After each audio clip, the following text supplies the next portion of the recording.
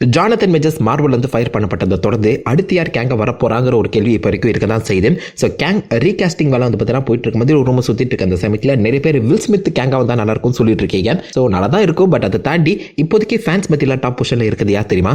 யாருமே எதிர்பார்க்காத Kalman Domingo. So அவர் தான் ஆக்சுவலாக ஃபேன்ஸ் பற்றியில் டாப் பொசிஷனில் இருக்காராம். ஸோ இதை பார்த்தா அந்த ஆக்டரே நான் டாப் பொசிஷனில் இருக்குதுன்னு நினச்சி கண்டிப்பாக பெருமையாக தான் இருக்குது.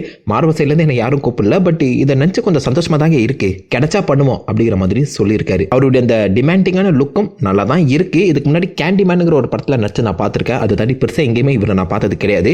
ஒரு நல்ல ஆக்டர் தானா? உங்களுக்கு இவரை பற்றி தெரிஞ்சா மறக்க வைக்கல காப்பிடுங்க. அதை தொடர்ந்து IMDb இருக்காய்களை அவங்க அடுத்த கேங்கை ரீகாஸ்டே பண்ணிட்டாங்கடா, உனக்கு தெரியாதா அப்படிங்கிற மாதிரி அவஞ்சர்ஸ் கேங் டைனஸ்டியோட அந்த கேஸ்ட் லிஸ்ட் அப்டேட் பண்ணிருக்காங்க. சோ அதுல மௌரிஸ் பி பெரியங்கிற ஒருத்தர் தான் அடுத்த கேங்க கேஸ்ட் பண்ணப்பட்டிருக்காருன்னு சொல்லி கேஸ்ட் லிஸ்ட்லயே அப்டேட் பண்ணிருக்காங்க. யாருக்குமே தெரியாத நியூஸாலடா இருக்கு. இது எப்ப நடந்துச்சு அப்படிங்கிற மாதிரி ஒரு டவுட் தான். ஏன்னா அது வேற எந்த ஒரு வெப்சைட் பண்ணியிருந்தாலும் ஓகே, IMDbயோட அபிஷியல் வெப்சைட்ல இதை பண்ணிருக்காங்கன்னா ஒருவேளை இன்சைடர்ஸ் ஏதாவது லீக் பண்ணிருப்பாங்களோ டவுட்டா இருக்குல்ல. இல்லைன்னா ஸ்பெல்லிங் மிஸ்டேக்கா இருக்கலாம். அப்படி இல்லைன்னா பாசிபிள் எனக்கு தெரிஞ்சு கேங்கோட ஸ்டன் டபுளா இருந்திருப்பாருன்னு நினைக்கிறேன். முகம் கூட கிட்டத்தட்ட ஜானதன் மேஜர்ஸ் ஸ்டைல தான் இருக்கு. நீங்க என்ன நினைக்கிறீங்க? அடுத்து யார் கேங்கா வந்தா நல்லா இருக்கும்னு சொல்லி உங்க தாசை மறக்காம கேட்கலாம் பண்ணுங்க.